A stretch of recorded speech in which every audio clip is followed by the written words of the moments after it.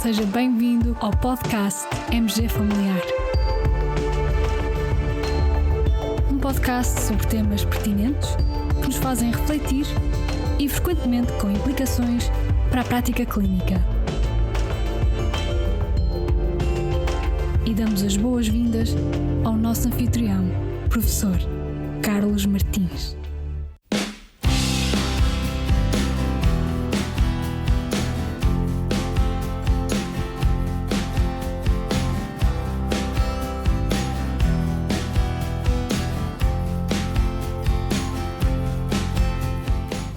Bem-vindos a mais um episódio do podcast MG Familiar e, caros colegas, como sabeis, decorreu há poucos dias a Gala MG Familiar. É para nós uma honra receber neste episódio um dos premiados com o Prémio Médico de Família de Ouro na categoria de Médico de Família ao longo da vida. Temos connosco o professor Dr. Jaime Correia de Sousa. Olá, Jaime, muito bem-vindo ao nosso podcast. Tudo bem contigo? Tudo bem, Carlos, obrigado. E olá a todos os colegas e muito obrigado pelo convite para estar aqui e gravar este podcast contigo. É um gosto mesmo receber-te e fala-nos um bocadinho de ti. Onde é que passaste a tua infância, a tua juventude e depois como é que nasceu em ti o desejo de ser médico? Eu nasci no Porto, concretamente na freguesia de São Nicolau, no coração do Porto, e tenho vivido aqui a maior parte da minha vida com curtos intervalos, que foi por razões profissionais. Um intervalo que foi uma temporada que estive na minha primeira colocação como médico de família na região autónoma da Madeira e um outro período anterior a esse durante o serviço médico à periferia em Ponte Lima e também um período de serviço militar obrigatório em que tive mais do que um sítio, mas sempre com sede aqui no Porto. Passei a minha infância aqui, uma infância normal, muito agradável, com uma família sempre excelente, com 3 irmãos. Ficavas muito nas ruas e nas... Não. Nas ruas não. Até aos 2 anos de idade morei praticamente no centro da cidade, na Rua do Breiner, e depois vim morar para uma zona muito próxima de onde moro agora, aqui perto do Estádio do Bessa. Portanto, é das memórias da minha infância que esta zona onde agora moro e que está cheia de prédios, na altura havia quintas com vacas, e ia buscar o leite às quintas. Na altura era uma zona periférica, muito próxima da chamada zona industrial. Já os autocarros passavam por aqui para ir para Matosinhos e para a Laça da Palmeira, onde nós fazíamos praia na nossa infância. Todo o verão era engraçado, porque agora muita gente mora aqui ao lado, mas na altura nós muitas vezes chegamos a ter casa em Laça da Palmeira alugada para passar os meses de julho, agosto, setembro, portanto, ou sobretudo julho e agosto, porque íamos a banhos a Laça da Palmeira, não é? E imagino que tenhas andado num liceu aqui na cidade do Porto. Sim, frequentei portanto, a escola primária mesmo aqui ao lado, um sítio onde agora é uma escola de música, de esquina de Pedro Hispano com de Deus, que as pessoas conhecem, é uma escola de música, onde muita gente aprende música rock e jazz, etc. E depois fui para o liceu, então, Dom Manuel II, que já tinha sido Rodrigues de Freitas durante a República, depois passou a Dom Manuel II numa fase posterior e agora regressou ao nome de Rodrigues de Freitas. E a pé para o liceu, a maior parte das vezes. O meu avô foi o primeiro dia a levar-me lá para me explicar o caminho, e a partir daí eu ia para o liceu a pé, eram cerca de 2 quilómetros e pouco, embora tivesse elétrico para lá, mas eu gostava de ir a pé. E metia os 2 tostões do elétrico ao bolso para comprar livros, juntava para comprar livros, normalmente. Que tipo de livros? Olha, eu tinha uma casa cheia de livros e os meus pais regulavam bastante a nossa leitura com recomendações que devíamos ler. E eu muito cedo comecei a fazer uma coisa que foi uma paixão durante toda a minha juventude e ainda uma parte da vida adulta, ainda hoje tenho, que é a banda desenhada. Muito bem. Eu sou um grande fã de banda desenhada da escola franco-belga, não gosto muito nem de manga, nem da escola americana, da banda desenhada americana, que hoje é o que se vê mais à venda, mas da escola franco-belga, praticamente cresceu com o Tintin e o Asterix, porque eu tive a oportunidade, com 11 anos, de passar uns tempos em Paris, com os meus pais. O meu pai estava a fazer um projeto da área de engenharia civil, da área das barragens, e que tinha que ir ao centro de cálculo da IBM em Paris, que era um único sítio onde na altura se conseguia processar os cálculos que ele precisava de fazer, ainda com aqueles cartões perfurados. É muito engraçado porque o computador em que eu trabalhava na altura, tinha 500 capa ou coisa no género, e era preciso uma sala inteira com refrigeração, porque aquilo aquecia, era uma coisa brutal. E eu, portanto, vivi toda convivi a minha, grande parte da minha infância com os cartões perfurados e o papel de saída de output dos computadores, no verso dos quais nós escrevíamos, fazíamos serventa para os nossos livros, para os nossos apontamentos do liceu, etc. Mas eu, com 11 anos, fui a Paris com os meus pais, já tinha começado a aprender francês no liceu e comecei a ler, nessa altura, banda desenhada por um lado e, por outro lado, fiquei absolutamente fascinado com o Jules Verne e lia Jules Verne em francês, nessa altura, com 11 anos, mais ou menos quando fui a Paris. E ainda hoje tenho esses livros. E fui um fã incondicional de literatura de aventura e, ao mesmo tempo, de banda desenhada. Mais tarde, ainda durante a minha adolescência, comecei a ler policiais e devorava não só Agatha Christie, mas outros policiais na altura. Ainda hoje, que se tem que viajar ao livro, por ser um livro pequenos e de fácil leitura, é o que levo comigo para ler no avião, normalmente. E tive uma adolescência de leitura bulímica e muito eclética. Além dos recomendados da literatura que os meus pais queriam que nós lêssemos, clássicos da literatura portuguesa e internacional, o que vinha calhar à mão, sobretudo literatura de aventura, Júlio Verne, Emílio Salgari e outros, eu lia aquilo tudo. E isso veio a despertar em mim um enorme interesse depois, mais tarde, por uma outra área. Durante a minha adolescência também, eu gostava muito, ainda hoje adoro, história, a disciplina de história. E aí descobri algumas coisas, literatura de fundo histórico com romance de aventura. E é por isso que eu sempre gostei muito de alguns, por exemplo, Arturo Pérez Reverte, que eu hoje leio com alguma frequência, porque tem exatamente esse tipo de enquadramento, ou mesmo Humberto Eco, que tem algumas coisas com a sua criatividade e a sua literatura fantástica. Eu sou um grande fã fui, enquanto ele foi vivo, do Eco, Humberto Eco, e outros. Eu gostava muito de literatura de aventura e de cinema relacionado, cinema também nessa área. Portanto, repara, eu passei a minha juventude numa fase ainda de ditadura, portanto, ainda antes do 25 de Abril, Já agora, digamos, o 25 de Abril chega contigo já na faculdade. já na faculdade, no segundo ano da faculdade. Ok. Antes disso ainda, como é que nesse processo da juventude começa a nascer o teu desejo de te tornares médico? Não começa com o desejo de te tornar médico, que é curioso. Eu tinha eu estava a tentar enquadrar, portanto, eu tinha e mantenho, curiosamente, uma grande paixão pela história, pela biologia em geral, das ciências biológicas, e pela arquitetura. E o meu conflito era, quando nós tínhamos que chegar por volta dos 15 anos, 14, 15 anos, e pensar qual era a área onde iríamos frequentar depois o antigo sexto e sétimo ano, que atual 11º. Lembrar que nessa altura ainda não havia 12º ano. Nós tínhamos que escolher a linha, que era a área para onde tínhamos. E tínhamos que fazer uma seleção. E a arquitetura tinha duas disciplinas nucleares que não coincidiam com as das ciências. História, ainda um ramo muito, muito diferente. E aí eu tive que fazer uma triagem. E foi um pouco no diálogo muito aberto com os meus pais, que nunca tentaram impor-me, mas que me iam recomendando. Na altura, de facto, não havia uma carreira muito promissora, nem na área da biologia só, nem na área da história. E a arquitetura implicava uma coisa que eu sempre tive uma boa visão espacial, mas não tinha jeito manual, domínio manual para o desenho, e achava que isso não me ia facilitar. E havia desemprego na arquitetura nessa altura. E eu começo e cada vez gostava mais da área da biologia. Eu vi foi a altura em que apareceram os primeiros filmes do Jean-Jacques Cousteau, e portanto eu queria ser um biólogo marinho na altura, como é óbvio.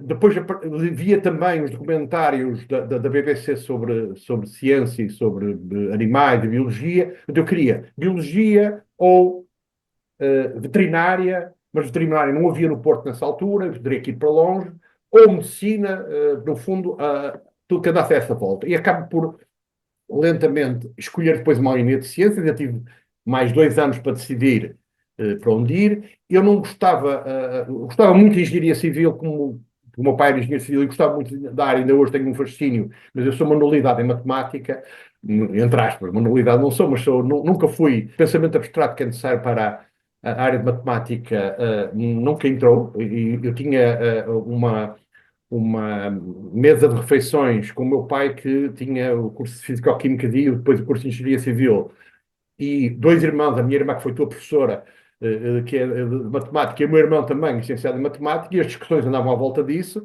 mas a minha mãe era da área, era licenciada em biologia e nós tínhamos, portanto, também muitas conversas sobre isso e acabei por me inclinar muito mais para essa área. Depois, naturalmente, apareceu a escolha de medicina. Eu passei um liceu, na altura, sendo eu, na altura, numa fase de enorme rebeldia e música rock e contestação quer à ditadura, quer ao establishment em toda essa fase, eu tinha muito boas notas no secundário. Com muito pouco esforço para estudar, tinha muito boas notas e, na altura, consegui dispensar quer do exame final do sétimo ano, quer do exame de aptidão. E entrei na faculdade, tive umas férias enormes, porque as outras pessoas tiveram que fazer exames e eu não tive. Vinha pagá-lo caro porque não tinha hábitos de disciplina para depois o que foi preciso na faculdade e o primeiro ano custou-me muito. O primeiro e segundo ano na faculdade de medicina custou-me muito. Embora tenha completado o curso nos 6 anos, Uma transição um uma bocadinho. transição com muito poucos hábitos de disciplina, porque eu aprendi as coisas facilmente e a transição era muito grande nessa altura. Apesar do nível do secundário ser muito exigente, foi difícil. É um pouco essa a minha escolha, surge naturalmente do meu gosto pela biologia, e depois de constatar. E havia uma coisa que foi determinante, agora também na escolha. Não foi única, mas foi determinante. Gostando eu muito da biologia, havia maior dificuldade de emprego na biologia e havia a ameaça de nós termos que ir para o serviço militar obrigatório. E o serviço militar obrigatório, para os médicos, esperavam que nós terminássemos, dávamos mais tempo para terminar o curso, enquanto que os outros eram logo chamados para o serviço médico obrigatório, que provavelmente a guerra nas colónias, se fosse onde fosse. E eu acabei também em função disso, também pensar que a opção de medicina era boa, porque dava mais tempo. Eles esperavam normalmente, se nós não reprovássemos, que chegássemos ao fim do curso e só depois fôssemos para o exército e já numa situação especial, porque íamos como médicos, normalmente numa situação de menos risco.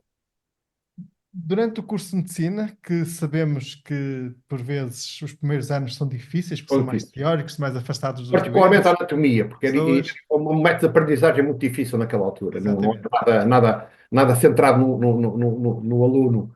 Claro, Não é? eram outros tempos. E nesse processo, como é que foi evoluindo o teu gosto pela medicina? Eu, quando comecei a estudar medicina, apaixonei-me por aquilo. Sem dúvida. Eu tinha ido para lá. Aliás, no primeiro ano da faculdade tive muito boas notas da biologia, porque eu gostava muito de biologia, lia biologia para além daquilo que aparecia. Depois tive dificuldade com aquilo que se chamava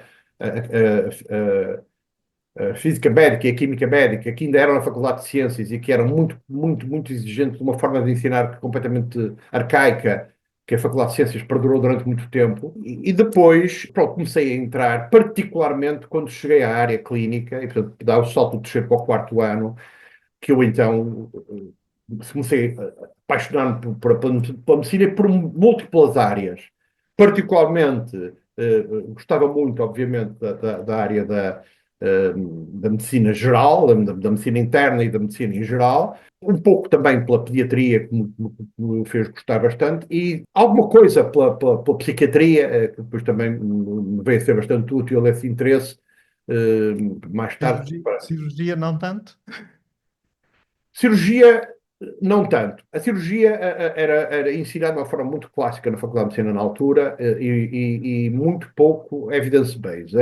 Da minha experiência pessoal, dizia o professor, e eram 5 casos que tinha operado, então é assim que se faz.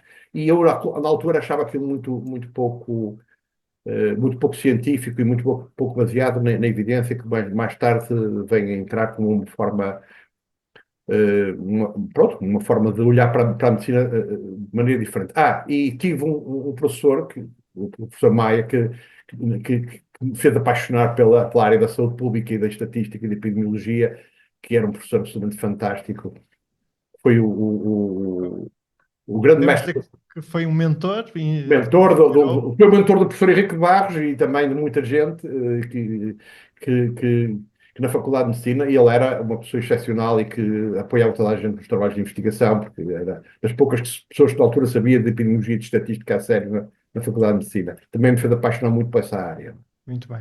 Para os colegas mais jovens que nos estão a ouvir, provavelmente não imaginam, mas nessa altura, quando terminas o curso de Medicina, ainda não existia a especialidade de Medicina Geral Familiar. Não. Fala-nos um bocadinho dessa transição. Como é que depois se começa a surgir em ti o caminho também para a nossa especialidade? Eu terminei o curso de Medicina em 1978 e terminei no final de julho, formalmente. Na realidade, o exame já foi feito no dia 2 de agosto de forma ilegal, porque não se podia fazer durante esse período, mas já não havia calendário mais, e o último exame foi pediatria. E eu fui para férias, sem saber se tinha tido... Achava que sim, como tinha corrido muito bem o exame, e fui para férias, fui com um grupo de amigos para o Reino Unido e para a Escócia, dar um grande passeio, meio de carro, meio de campismo, alugado e tal. E soube por outros colegas que estava ainda lá na Escócia por telefonema, na altura não havia telemóveis, portanto era por telefonema, que tínhamos todos passado, que íamos dois colegas, perdão, que tínhamos dois passado na última cadeira, que estávamos licenciados. Estou a imaginar uma festa de tugas aí, alguns na Sim, Escócia, sim, nessa sim. altura. Sim, na Escócia, para aí. O internato só começava em janeiro do ano seguinte. Portanto, nós estávamos em agosto. E eu tinha uma enormíssimas férias pela frente. Regressei a Portugal e comecei a ficar farto de estar de férias. Felizmente consegui, através de pessoas conhecidas, que me deixassem estar no serviço de cardiologia do Hospital Santo António. E depois comecei, então, o internato no Santo António, o internato, na altura chamado, o internato geral, chamava-se internato policlínico, eram 2 anos, que tinha, portanto, 1 ano e meio de rotações hospitalares e depois meio ano naquilo que se chamava saúde pública. E eu frequentei, portanto, os vários serviços, na altura passavam por alguns obrigatórios e outros opcionais, passávamos por medicina interna, por obstetrícia, ginecologia, por obstetrícia, ginecologia, por pediatria, por psiquiatria, cirurgia geral, tínhamos uma equipa de urgência que fazia as rotações normais e tive um período de saúde pública que foi passado no centro de saúde de Modivas, na altura, nos então chamados dispensários materno-infantis, onde se fazia a saúde materna, planeamento familiar, já se fazia planeamento familiar nessa altura, já se podia fazer planeamento familiar, porque até ao 25 de abril era muito difícil, embora o Albino Aroso tivesse aberto as portas para o planeamento familiar, havia certas práticas que não eram autorizadas, nomeadamente o dispositivo de intrauterinos e outros. Já se fazia planeamento familiar, se fazia saúde infantil, vacinação e pouco mais. Mas gostei muito na altura e interessou muito fazer essa área. Depois, quando terminamos o internato da Policlínica, nós tivemos que fazer um concurso para o Serviço Médico à Periferia. Na altura era obrigatório fazer um ano de Serviço Médico à Periferia. Eu, nessa altura, tive uma colocação no Centro de Saúde de Ponte Lima, onde era suposto passar 12 meses, só que não passei porque foi chamado para o Serviço Militar Obrigatório, tendo começado pela recruta e vendas novas, depois fui colocado 1 mês e meio no Hospital Militar de Tomar, que ainda existia na altura, depois tive 6 meses e meio no Campo Militar Santa Margarida, e depois vim para o Porto. E no Serviço Médico à Periferia, nós éramos lançados às férias, entre aspas, éramos lançados de paraquedas num sítio com alguns recursos. Felizmente, Ponte Lima tinha alguns recursos, tinha raio-x, tinha análises relativamente fáceis. Nessa altura, esse serviço médico à periferia consistia mais de, digamos, tipo de consulta de doença aguda, ou também já havia alguma consulta de vigilância, consulta programada? Nós tínhamos um período de consulta aguda, que nós fazíamos 24 horas, 12 ou 24 horas no serviço de urgência do Hospital Ponte Lima, e às vezes ficámos completamente sozinhos num serviço que tinha algum volume, alguns períodos tinham algum volume, particularmente ao fim de semana, e havia uma outra coisa que era no verão, e apanhamos um período de verão, as pessoas tradicionalmente acordavam com o sol, quando o sol começava a brilhar, portanto, às 5, 6 da manhã estavam à porta do hospital, porque sentiam qualquer coisa e vinham, o hábito muito, muito rural de se levantar cedo no verão e de ir para as consultas. Nós fazíamos algumas consultas de antigos postos de serviços médico-sociais e uma parte também no hospital e algum pouco internamento. O hospital tinha muito pouco internamento, mas tinha algum, e algum do internamento inclusive era privado, mas nós tínhamos que dar apoio ao internamento e tinha um internamento social, e portanto dávamos apoio também ao internamento. E quando é que surge aquele momento-chave de decisão? Não, eu não vou avançar por uma especialidade Não surge ainda aqui. hospitalar. Não surge ainda aqui. Eu a Então, seguir, quando é que surge? repara uma coisa, não havia especialidade de clínica geral, nem sequer internato. Portanto, Exatamente. eu ainda portanto, passei o serviço médico à periferia, faço o serviço militar obrigatório, e quando regresso ao Porto, serviço militar obrigatório, nós tínhamos que fazer o concurso, o exame de acesso aos internatos, e eu tive imensa dificuldade em arranjar tempo, porque no quartel onde fiquei no Porto, o comandante não me dispensava, todos dispensavam, mas não me dispensava horas de dia para estudar, e havia sempre serviço até às 5, 6 da tarde no quartel, eu tive imenso tempo para estudar para exame. E, portanto, fui fazer exame de ingresso e não tive uma classificação muito alta no exame de ingresso. E, portanto, quando fui fazer uma escolha de especialidade, já só havia algumas especialidades que eu não gostava.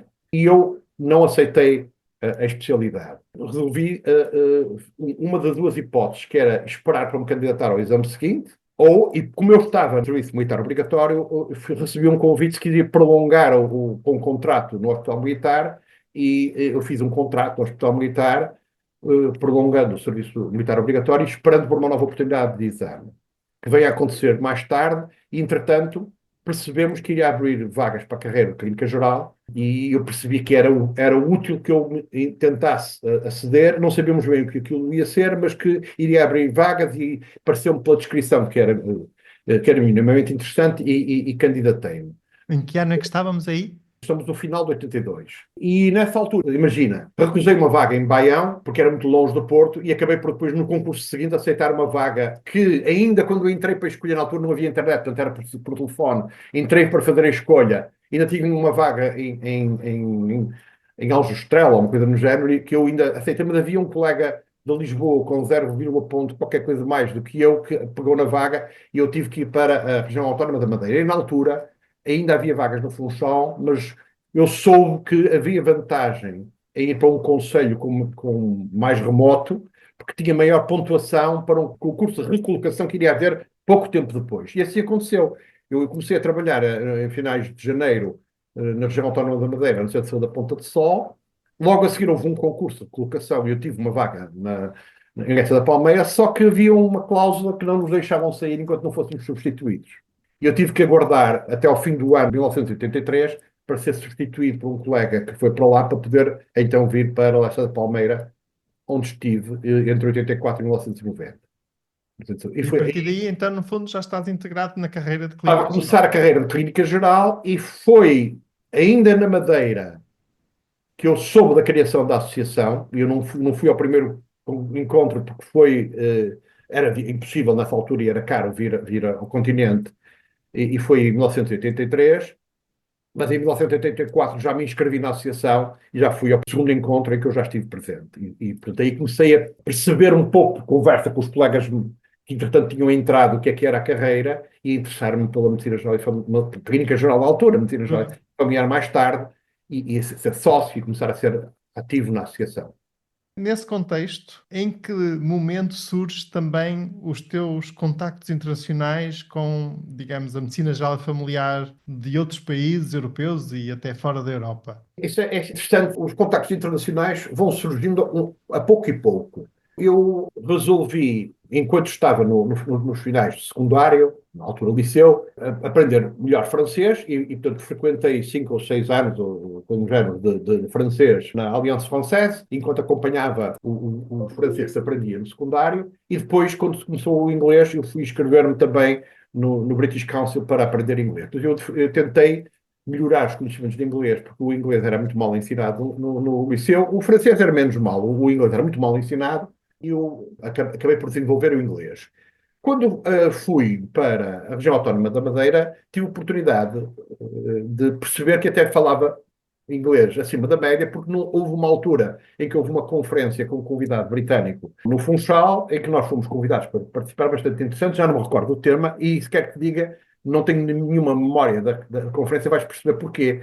Porque a tradutora oficial que estava lá, de repente, declarou que não conseguia traduzir, que estava a entrar na altura, nós não usávamos o termo, mas entrar em burnout ou qualquer coisa que o valha, e foi-se embora e abandonou a conferência e não tinham ninguém que traduzisse e havia muita gente que não falava E serviste de inglês. tradutor. E então, perguntar a alguém que fala inglês e eu posso dar uma ajuda.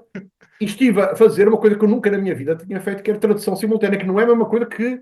Tradução simultânea não é a mesma coisa que traduzir textos. É Mas muitíssimo não, difícil. E é é tão difícil. difícil que eu hoje não sei o que é que se fala na conferência. A pessoa tem que. Praticamente não fica nada connosco. E entra e sai, nós temos é que debitar noutra língua portanto, curtas frases. E eu percebi que o inglês e o contacto internacionais poderiam ser interessantes. E, portanto, mais tarde, quando surgem oportunidades, porque a Associação começou muito cedo a trazer pessoas do Reino Unido, da Holanda, dos Estados Unidos algumas vezes, do Canadá.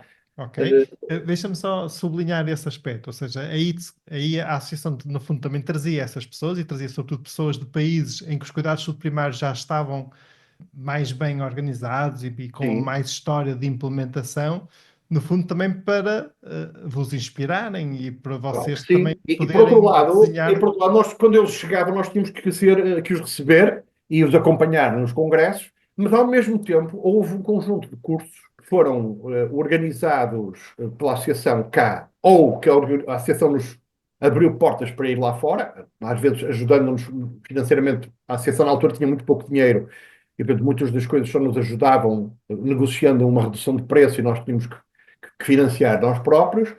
E eu acabei por frequentar, quer aqui, quer lá fora, alguns cursos que foram interessantes e importantes para mim. Um curso de investigação feito pela Associação em Portugal, um ou dois cursos. A vinda cá e a realização no Porto de uma das reuniões do IGPR, na altura não era IGPRN, era o European General Practice Research Workshop, depois Network, mais tarde. Ainda foi organizada no Porto e eu também participei ativamente. Caros Interessei-me colegas, também este grupo que o Jaime acaba de falar, no fundo, é hoje em dia a network, a rede de em investigação investigação. que está integrada na Wonka Europe. Para quem não conhece, digamos, os nomes mais antigos, só para esclarecer. Portanto, em 1992, eu estive num curso em Londres sobre cuidados subprimários, promovido por duas universidades e da Escola de Medicina de Londres, em conjunto, e que era um curso muito importante, onde conheci uma série de pessoas, mas encontrei um grupo de colegas da Eslovénia que estavam a frequentar o mesmo curso. Em 1992 também houve em Klagenfurt, portanto no sul da Áustria, um encontro de uma organização que foi uma das organizações precursoras da ONC Europa e que realizou uma das últimas reuniões da sua existência antes da sua fusão para formar a ONC Europa em Klagenfurt. E a Klagenfurt é muito,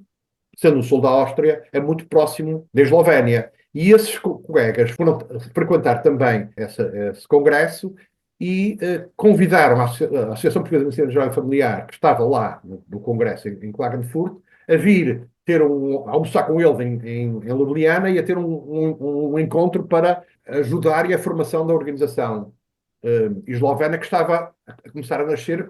A Eslovénia tinha tido a independência um ano antes, a independência da Jugoslávia. E convidaram para que um de nós fosse, e na altura, a pessoa disponível e que, por outro lado, tinha conhecido os colegas eslovenos no curso em Londres, convidaram-me a mim e eu fui pela primeira vez ao curso de Bled. E foi o primeiro de uma série de 25 anos seguidos em que eu frequentei o curso de Eslovénia na qualidade, nessa altura, a primeira como participante, e porque ainda estava a criação, a partir daí como docente do curso. Tu chegaste E, também a frequentar. no fundo, mais uma vez, partilhando com os nossos colegas, este curso de BLED que estamos a falar mais tarde acabou por estar ligado a outra network europeia, uma network que agrega os formadores e os orientadores de medicina geral familiar, chamada EURACT, e que tantos frutos deu ao longo dos anos depois, do ponto de vista, digamos, da formação dos formadores de cada país a nível da Europa. São os cursos de LEB da EURAC, da European Academy of Teachers in Family Medicine, que eu passei a frequentar e que também me abriu portas. Horizontes. Não foi a única abertura, tinha tido, entretanto, alguns contactos com o Royal College, mas, sobretudo, foram estes os contactos que me abriram as portas a nível internacional. Muito bem. Voltando um bocadinho atrás à nossa realidade nacional, há aqui um passo que eu gostava que mencionasse, digamos, no qual eu sei que tu tiveste muita importância, que foi, de certa forma, a requalificação dos nossos colegas e a formação dos primeiros especialistas em medicina geral e familiar, a formação específica em exercício. Queres falar um bocadinho sobre isso? Sim, estamos a falar do Instituto de Clínica Geral da Zona Norte. Exatamente. Fazendo um breve sumário do porquê que este instituto surgiu, como eu acabei de relatar há pouco, a carreira de Clínica Geral começou com muito poucas pessoas com a oportunidade de frequentar o internato de Clínica Geral na altura. O processo formativo foi um processo muito, muito curioso e hoje, retrospectivamente, acho que foi um processo muito bem conseguido, apesar de não ter sido planeado para ser como foi, acabou por correr bem. Isto é, quem desenhou a carreira, particularmente na altura o governo da então AD, com o Dr. Paulo Mendes, que estava no Ministério dos Assuntos Sociais e dentro da Secretaria de Estado da Saúde, e criou o Decreto-Lei das Carreiras Médicas, criou-se a carreira de Clínica Geral e havia duas formas de ingressar na carreira. Era o internato de Clínica Geral, que inicialmente foi de 3 anos, aliás, era para ser mais curto, 2 anos, depois acabou por ser desenhado para 3 anos, e só mais tarde vem a ter 4 anos, e havia um número de vagas muito limitado, e depois um conjunto enorme de médicos que foram colocados na carreira de Clínica Geral que estava a nascer e que estava desenhado no articulado do Decreto-Lei, que iriam ter a oportunidade de, ao fim de 5 anos, frequentando durante estes 5 anos um conjunto de atividades formativas, fazer uma prova final equiparada à prova de final de internato e ter o título de especialista em Clínica Geral. Na realidade, como sempre em Portugal, as leis são interpretadas de uma forma, conforme as vírgulas estão para um lado ou estão para o outro, e em vez de dizerem que era durante 5 anos, interpretaram que era ao fim de 5 anos e o processo já começou ao fim de 5 anos. Quem foi encarregado de fazer este processo formativo foram os Institutos de Clínica Geral das 3 zonas, na altura, Norte, Centro e Sul. Não havia Lisboa, Vale, Tejo e outra, era Norte, Centro e Sul, que foram encarregados de organizar esta formação. Ao mesmo tempo que também organizavam um conjunto de atividades formativas para o internato, e portanto tinham as duas vertentes, enfim, houve mais do que um diretores destes institutos, e eu frequentei também a minha formação específica em exercício, que é assim que se chamava, neste instituto, tendo uma componente de vários módulos teóricos, mantinha a minha prática clínica, portanto nós interrompíamos por curtos períodos, e portanto é que isto demorou bastante tempo para vir frequentar os módulos teórico-práticos no Instituto, e fizemos também algumas valências, uma rotação para algumas valências hospitalares. Portanto, no fundo, um percurso semelhante, mantendo a nossa prática clínica. E no final tivemos a oportunidade de fazer um exame, uma prova, de final de internato.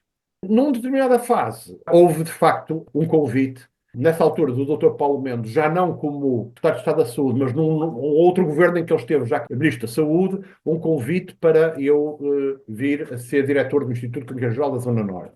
E eu estive como diretor do Instituto de Clínica Geral da Zona Norte entre 1994 até 1999.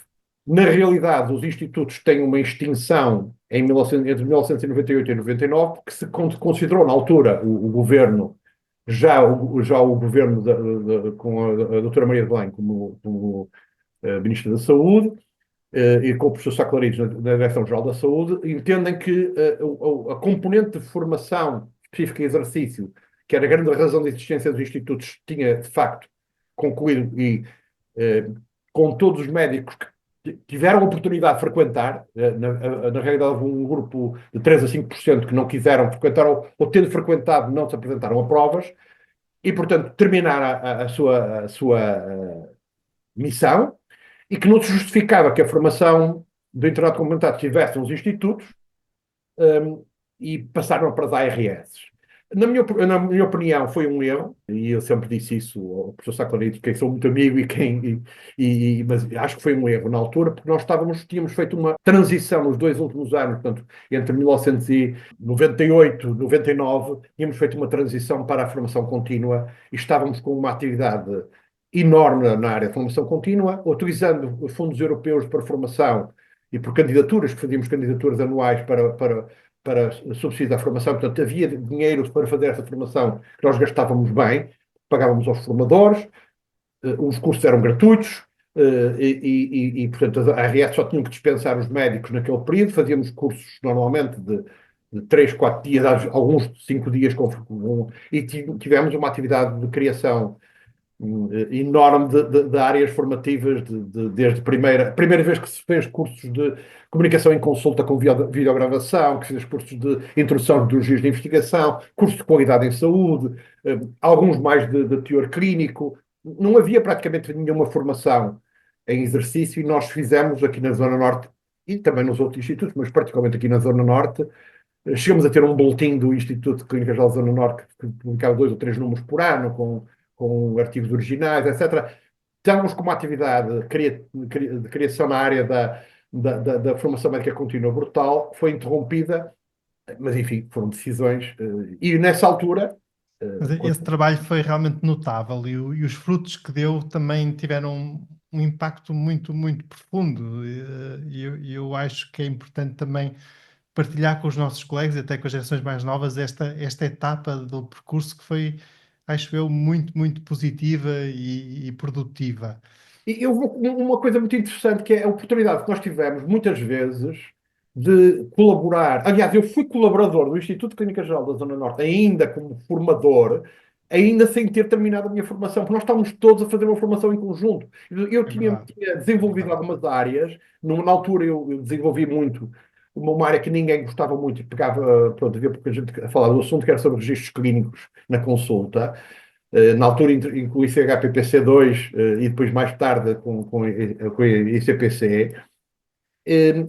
Portanto, eu dava, entre outras coisas, dava formação aos meus colegas, ainda mesmo antes de eu ter terminado a minha formação específica. E nós íamos buscar os colegas que tinham os seus saberes e partilhávamos, e às vezes íamos buscar saberes fora da área da epidemiologia, da estatística, ou de outras áreas, da psiquiatria, da ginecologia, mas sempre numa perspectiva de formadores externos à profissão, com formadores mais graduados, mais diferenciados da área de medicina geral e familiar, perspectiva que eu tenho mantido ao longo da minha vida, em que sempre que fazemos formação, se às vezes é preciso buscar um saber maior, mais específico, fora da profissão, tem que sempre ter alguém da nossa área também, porque a formação interparte é muito, muito, muito importante.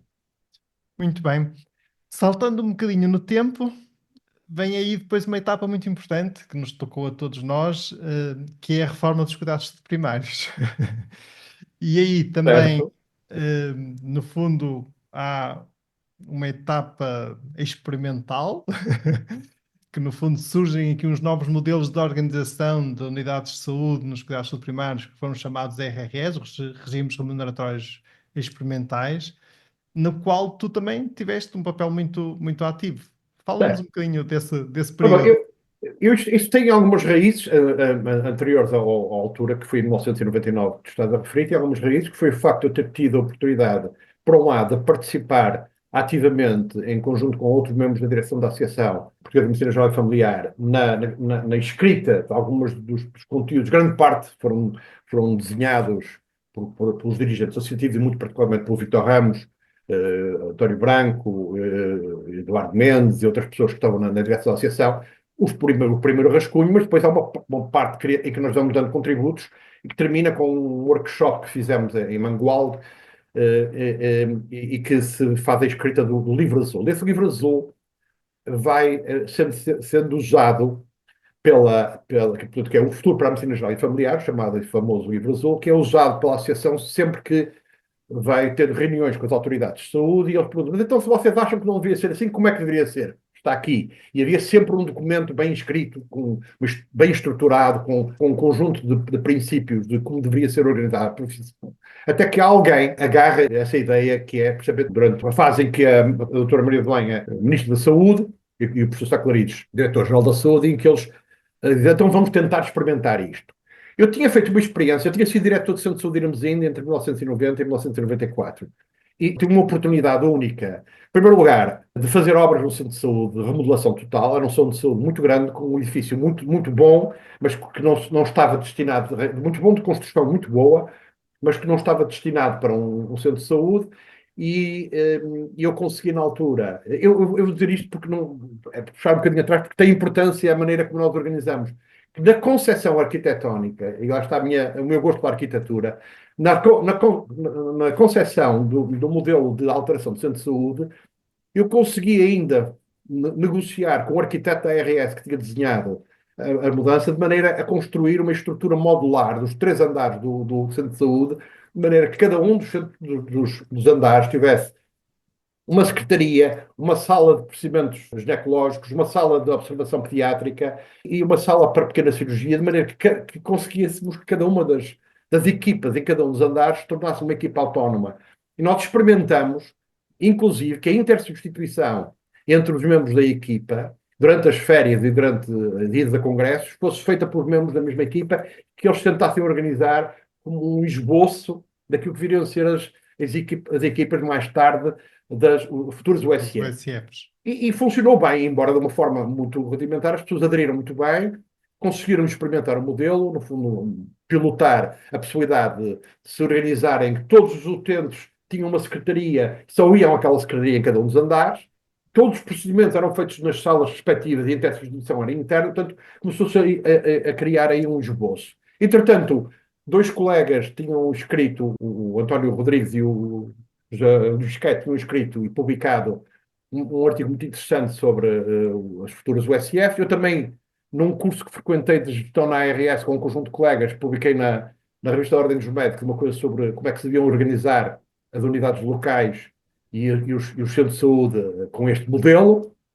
E quando surge no diploma legislativo, influenciado pela associação e com a abertura que foi dada pelo decreto-lei, que é publicado em 1998, de experimentarem o novo regime remuneratório experimental, e eu estava no Instituto ainda a acabar o meu mandato, à espera de ir para a Leça da Palmeira, onde eu era médico de família, e surgiu esta oportunidade e eu juntei um conjunto de colegas, portanto, um conjunto de colegas de Matosinhos, um conjunto de colegas de Leça da Palmeira, e mais 3 colegas que vieram de fora, que foi o José Pérez Sanches, a Maria José Ribas e a Raquel, o Luciano e a Ana, que vieram de Matosinhos, e mais 2 colegas que vieram de Lessa, perdão, e 2 colegas de Matosinhos. Fomos ter com a direção do Centro de Saúde de Matosinhos, perguntamos quantos utentes a descoberto aqui havia, 9.000 utentes a descoberto. Falámos com a ARS e decidimos fazer o lançamento da primeira candidatura a um regime regulatório experimental, portanto, o USF. Chamamos o USF e fomos autorizados a usar o nome USF, embora mais tarde nos vieram dizer que nós não podíamos usar o nome USF, que só em 2005 havia o USF. Nós chamamos o USF desde o início e estava nos documentos de candidatura ao RRE. E então lançamos o primeiro modelo experimental, que abriu em 2 de novembro de 1999, em simultâneo com o mesmo modelo, a USF de Fanzert em Gondomar, onde estava o Miguel Melo, onde estava o Carlos Nunes, etc. E abrimos as 2 primeiras do país a abrir com este modelo, que teve experimental até, em 2005, ser generalizado. E aí tivemos que nos candidatar de novo, já ao novo modelo, mas já tínhamos a experiência. Aliás, grande parte das normas de organização interna, das regras de acesso, foram escritas por nós, uma parte por Maria José Ribas e eu, o Pérez Sanches, depois também o Miguel Melo e o Carlos Nunes em Gondomar, que escrevemos as primeiras coisas que depois vieram inspirar todas as outras USFs daquilo que foi escrito. Essa etapa também é vivida com grande entusiasmo, quase um rejuvenescimento, não? Sim. Enorme entusiasmo, dedicação, até eu diria dedicação excessiva, porque nós voluntariámos-nos para fazer uma coisa que ninguém imaginava, que foi fazermos rotações entre nós de prolongamento horário até às 11 da noite. Ficávamos um de nós ficava até às 11 da noite, todos os dias, portanto, abríamos as portas até às 11 da noite e fazíamos sábados e domingos. Inicialmente estávamos na unidade, mas por chamada, as pessoas tinham que telefonar para lá, ou ligando por intercomunicador, o intercomunicador ligava para o nosso telefone e nós tomámos a decisão de abrir a porta ou não. Estávamos sozinhos até as pessoas entrarem para lá para serem observados, e só da parte de tarde é que depois tinha o resto da equipa. Isto funcionou durante alguns anos assim, mas depois acharam que não se justificava e que era preciso organizar outro regime e, portanto, terminou. Mas fizemos isso até com dedicação excessiva, estávamos o tempo inteiro dedicados à USF. Eu, nessa altura, não fazia mais nada. Eu já não estava no instituto, não estava ainda na faculdade e, portanto, estava dedicado o tempo inteiro ao SF e como tu sabes, eu como me dedico a uma coisa as horas todas. E já que falas na faculdade, é no seguimento desse processo também que surge a tua Sim, componente mais eh, académica e a entrada para a Escola de Ciências da Saúde da certo. Universidade do Minho. Eu entro para a Escola de Ciências da Saúde da Universidade de Minho em 2004. Na altura é um convite do Dr. Carlos Valério, Carlos Valério, um grande amigo, que estava a ajudar desde o início ainda, antes de existir a Escola de Ciências da Saúde da Universidade de Minho, hoje Escola de Medicina da Universidade de Minho, estava a começar a criar as condições para a escola funcionar, com o professor Pinto Machado, e uma outra equipa que foi montando a escola. E nessa altura estavam os alunos no segundo ano, a primeira coorte estava no segundo ano, e o Carlos pede-me para ajudar a estruturar o ensino a partir do terceiro ano, do ensino clínico. E eu fui para a escola julgando que ia ficar a comunidade curricular. Então. E aquilo vai ganhando volume. E, portanto, na altura, o grupo da saúde comunitária, onde havia na altura a Margarida Lima, havia um colega de saúde pública que também colaborava, o António Sarmento, da Saúde Pública, e o Luís Laranjeiro, também meu colega de curso, uma Margarida e meus colegas de curso, Guimarães estava mais a ajudar na componente clínica e de criação de condições locais para a interação com os tutores locais, e nós fomos convidados para montar o ensino de saúde comunitária. A saúde comunitária, nessa altura, começava no primeiro ano com um estágio em centro de saúde, tinha no primeiro e segundo ano um acompanhamento de uma família, depois no terceiro ano tinha a introdução à saúde comunitária, e depois no quarto, quinto e sexto tinha as residências em centros de saúde. Portanto, nós tínhamos alunos De todos os anos. a todos os anos. Muito bem. Claro que na altura, quando eu fui para lá, ainda não tínhamos, que estavam os alunos a passar para o terceiro ano, nós estamos a montar o ensino a partir do terceiro ano. Mas no fundo aí também, mais uma vez, és disruptivo e inovador, ou seja, é a primeira vez que surge um curso de medicina em Portugal que tem essa exposição aos cuidados de saúde primários ao longo de todo o Mas o curso, não é? mérito não é meu nesse aspecto, porque assim, isto já estava a estrutura montada. O único mérito que eu poderei ter é de ajudar a montar A as implementar. componentes pedagógicas e os conteúdos. Inicialmente, como te disse, em conjunto com a Margarida Lima, com o Luís Laranjeiro e com o Carlos Valério, naquilo que dizia respeito à medicina geral e familiar, com o António Sarmento, no que dizia respeito à parte de saúde pública, e não só saúde pública no sentido de especialidade de saúde pública, mas saúde da comunidade. E depois, começando a juntar, depois há um período em que a Ana Mateus, que foi a minha interna, acabou o internato e foi colaborar também como assistente durante um período que ajudou ainda a definir os conteúdos de objetivos de aprendizagem que nós escrevemos, objetivos na área cognitiva, na área de aptidões e atitudes, etc, etc. Portanto, nós nas três vertentes.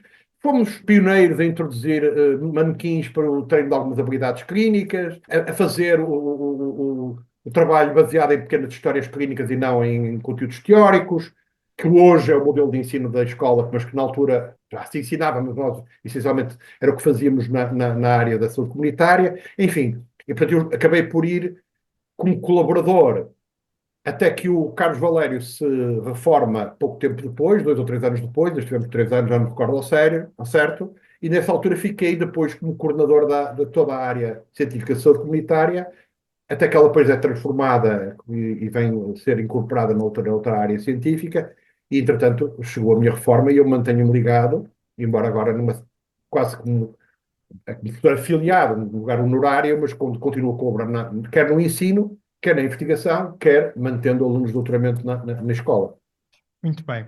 Já conseguimos perceber, depois deste diálogo que vamos mantendo ao longo destes minutos, que tinhas sempre uma dedicação intensa em todas as áreas em que te dedicavas e que, digamos, em que te empenhavas.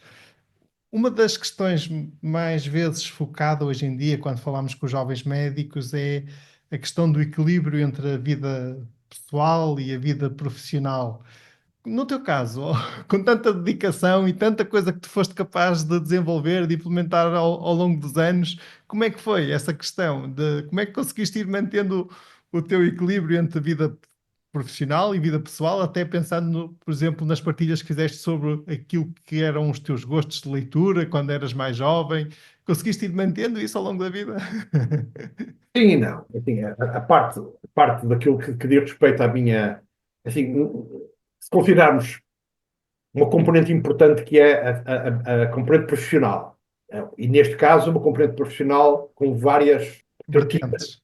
vertentes, se quisermos, que era a vertente clínica, que sempre mantive, com um período muito curto, em que estive no primeiro ano do Centro de Saúde de Irmesinde, não consegui, mas depois tive uma pequena lista em Irmesinde, e os anos do Instituto de Clínica Geral não tive, não conseguia ter, de facto, era muito intenso, mas depois retomei e tinha uma atividade clínica muito intensa até ao fim, até me formar, e simultaneamente a componente académica, não só de ensino, mas também fiz o meu doutoramento entretanto e mantive-me ligado à atividade de investigação e depois a componente também internacional que fui tendo. Foram, de facto, períodos muito, muito intensos. Tive que fazer, aprender a gerir o meu tempo sem deixar atividades para trás e dizer que não àquilo que não podia e cumprir aquilo que podia, às vezes, trabalhando até tarde. Eu sempre dormi muito pouco, ainda hoje, estando reformado, acordo muito cedo. Portanto, isso também me dá mais tempo para utilizar. Depois, da parte da família, aquilo que muitas vezes fiz é, sempre que possível, trazer a família para os eventos profissionais para minimizar o afastamento e também proporcionar algumas oportunidades de viagens e também de interação. Perdi bastante do ponto de vista da minha rede social pré-universitária, sem querer e sem nunca me zangar com as pessoas, fui-me afastando. Isso foi penalizante porque tinha também necessidade, e felizmente encontrei pessoas na profissão com quem estabeleci novos laços de amizade e com quem estabeleci novas redes, portanto, fui no fundo substituindo um pouco, porque era mais fácil manter as redes sociais e de amizade na profissão, porque se fazia as duas coisas ao mesmo tempo.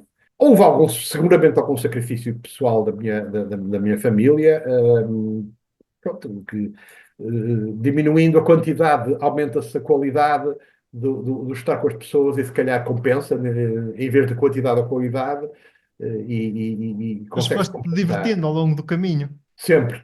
não é? Eu Sempre, conheço, eu digo sempre que eu. eu conheço bastante bem, por exemplo, o vosso grupo de trabalho, nomeadamente da tua USF, e sempre reparei que desde há muitos anos, e reparei isto desde muito cedo, que na vossa equipa e no vosso grupo o bom humor, Sim, o, sim, sim. o bem-estar, né, era visível Sim, e cultivávamos isso de uma forma ativa, com reuniões aquilo que agora as pessoas chamam, indo copiar as coisas às modernices americanas, os team buildings, outras coisas, às vezes com atividade um bocadinho, pronto, na minha opinião, ridículas. Nós sempre fizemos isso de uma forma muito natural. Aliás, também na faculdade, nós sempre que tínhamos uma atividade, por exemplo, e fazíamos pelo menos uma vez por ano, no grupo da saúde comunitária, um fim de semana de trabalho. O sábado de manhã não fazíamos trabalho, íamos fazer uma atividade lúdica, de preferência ao ar livre. Às vezes, quando apanhávamos muita chuva, fazíamos no interior, num museu ou outra coisa, mas quando tínhamos oportunidade, com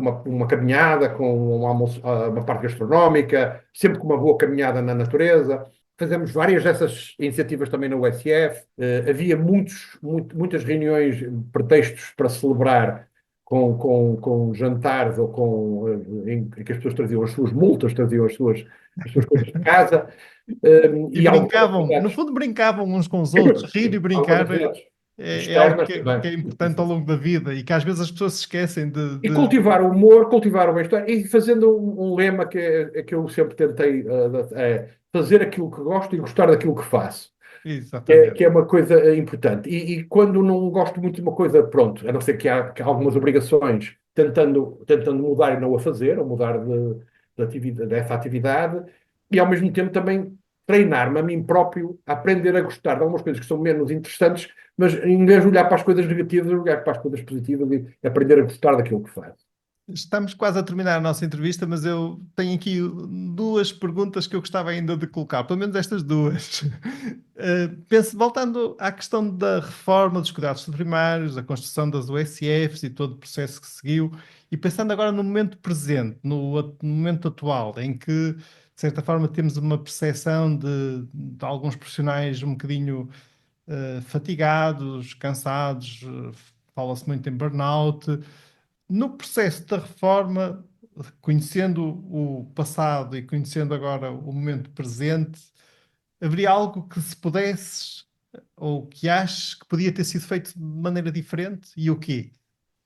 A resposta a essa pergunta não é fácil, porque assim, o modelo que nós iniciamos inicialmente 20, mas depois que continuamos 18, o SF, regime regulatório experimental, tinha muito experimental, tinha muito de artesanal, de autoaprendizagem, de autoconstrução, e era um modelo muito centrado no doente, no utente, no cidadão, ainda muito pouco estruturado, fomos estruturando à medida que fomos construindo, mas difícil de generalizar, porque nós tínhamos muito poucas métricas, e desde o início, que era uma das componentes desta reforma, é que nós queríamos ser avaliados. Aliás, tivemos necessidade de fazer a avaliação cruzada no início entre as USFs, ninguém nos avaliava, para sabermos se estávamos a fazer bem e se podíamos fazer melhor. No fundo, mecanismos típicos da promoção e garantia da qualidade, ou de um círculo contínuo de qualidade, como quiser. Essa ideia foi depois desenvolvida através da criação de um conjunto de métricas de apoio ao acompanhamento das USFs, que, na minha opinião, se tornaram um verdadeiro pesadelo. Eu já o disse várias vezes em público, é aquela bola de neve que vai crescendo, que se perde o controle, da qual se perde o controle e que gera uma situação. Ela foi, de alguma forma, revertida quando se começaram a criar indicadores complexos, em vez dos indicadores, dos simples indicadores com uma complexidade, indicadores compostos, que permitem uma avaliação mais global. Anda muito longe do ideal, mas o ideal nunca acontece, vai-se melhorando. Foram produzidas algumas correções, mas houve um momento em que a vontade genuína e honesta por parte dos profissionais de serem avaliados e de avaliarem e melhorarem a qualidade da sua prática é capturada pela máquina do aparelho de Estado como uma forma de comando e controle, e, sem quererem, os profissionais deixam-se capturar por esta máquina infernal de produção de indicadores, nem sempre com uma boa correspondência entre o que se mede e o que se pretende medir e a qualidade que se está a fazer. E o resultado, não é? E o resultado, embora também nisso tenha melhorado, este processo de aprendizagem tem melhorado alguma coisa e hoje estamos melhor nisso, baseados num sistema de informação que não nos responde às necessidades e até por isso torna mais difícil este processo. E, ao mesmo tempo, algo que eu fui avisando várias vezes durante o percurso e que, às vezes, é um bocadinho velho do Restelo, nem sempre se é ouvido, que é a questão aquela ideia de que os cuidados de saúde primários podem fazer um conjunto de atividades que estão ainda a ser feitas pelos hospitais. É verdade, mas não pode e não deve ser transferido, pura e simplesmente, dos cuidados hospitalares, dos cuidados secundários para os cuidados primários, sem nenhuma contrapartida. E não estou a falar de contrapartidas monetárias. Contrapartidas no sentido de recursos humanos.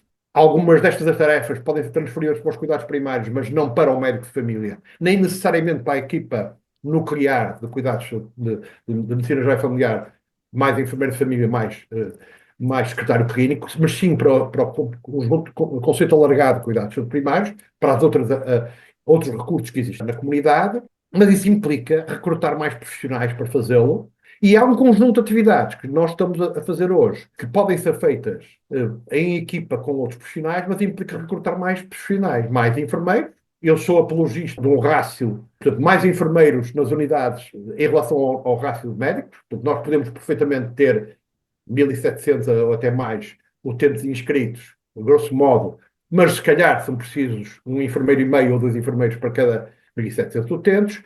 Precisamos ter mais psicólogos, mais assistentes sociais, mais, uma série de outros técnicos nos cuidados primários. E, por outro lado, e isto pode parecer uma enorme heresia, e não sou o único, felizmente não defendo uma ligação exclusiva de uma lista de utentes a um médico de família, mas uma lista de um conjunto de listas de utentes a uma equipa de médicos de família, com a possibilidade da pessoa que vai à unidade para ser atendido, escolher um médico quem quer ser atendido. E se não está disponível por outro médico, se está disponível e é possível atendê-lo, o médico de família da sua escolha, que pode ser o seu médico de família, mas não tem que haver uma ligação exclusiva, e acho que é um erro crasso insistir-se nesta obsessiva ligação, um utente, um médico de família, um enfermeiro de família, e acho que há uma aprendizagem que precisa ser feita pelos colegas de que há vantagens numa outra forma, que é o que nós fazemos quando fazemos intersubstituições, é o que se faz no Reino Unido, é o que se faz noutros países, e na própria formação. Os próprios internos não ficarem ligados a só um orientador, mas ter uma orientação na unidade, isso levava-nos muito longe. Acho que há necessidade, portanto, de rever muito a composição das equipas, criando equipas, portanto, com outros profissionais, se calhar mais enfermeiros na equipa nuclear, se calhar mais profissionais das outras áreas na equipa alargada da comunidade, para que possamos aguentar com este conjunto de tarefas, rever muito quais são as tarefas que competem a quem faz o quê, que pode haver muita coisa que possa ser partilhada de outra forma. Eu tive É uma curioso porque experiência... por vezes encontramos resistência quando às vezes se tenta criar delegação de tarefas para outros profissionais. Depois encontramos algumas resistências de alguns colegas nossos que não querem, de certa forma...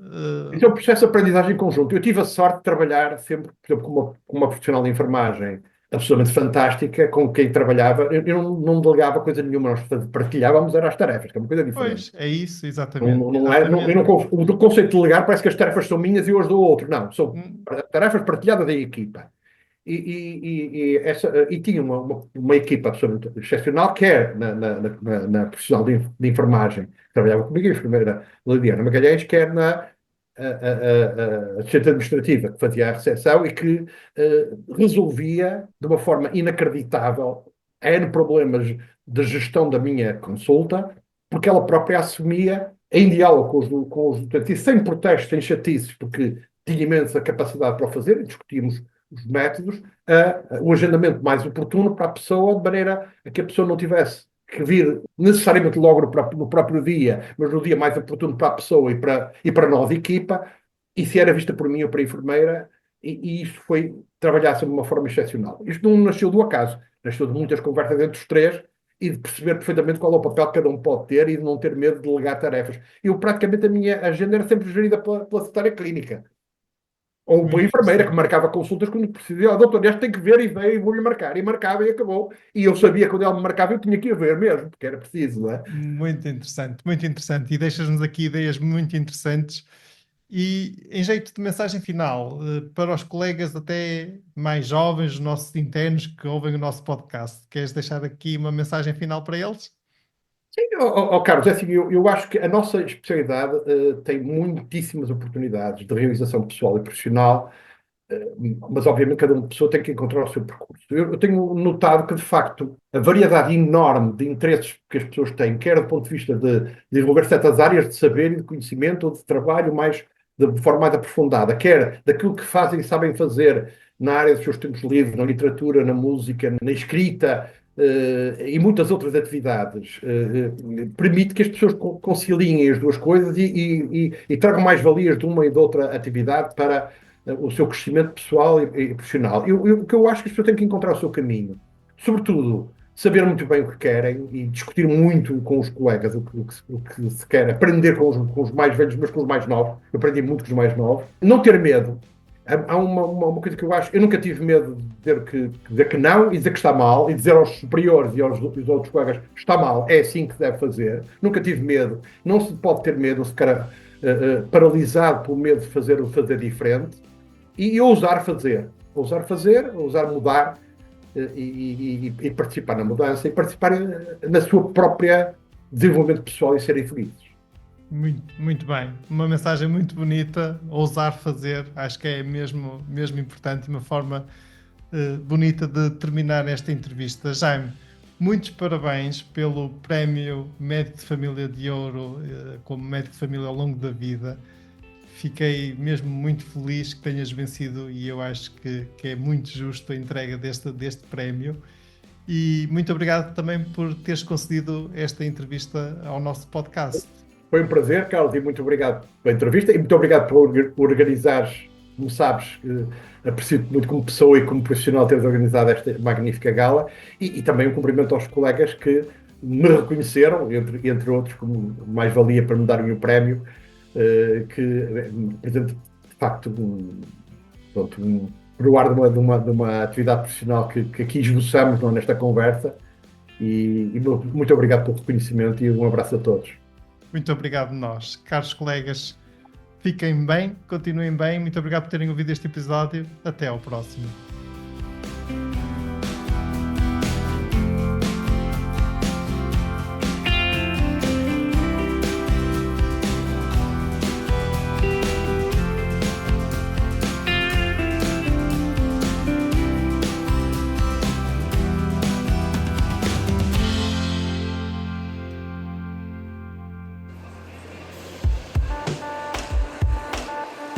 E terminamos assim esta edição do podcast MG Familiar. Muito obrigada por nos ouvir. Se desejar completar a sua leitura, muitos dos conteúdos abordados neste podcast estão disponíveis em www.mgfamiliar.net. Até ao próximo episódio.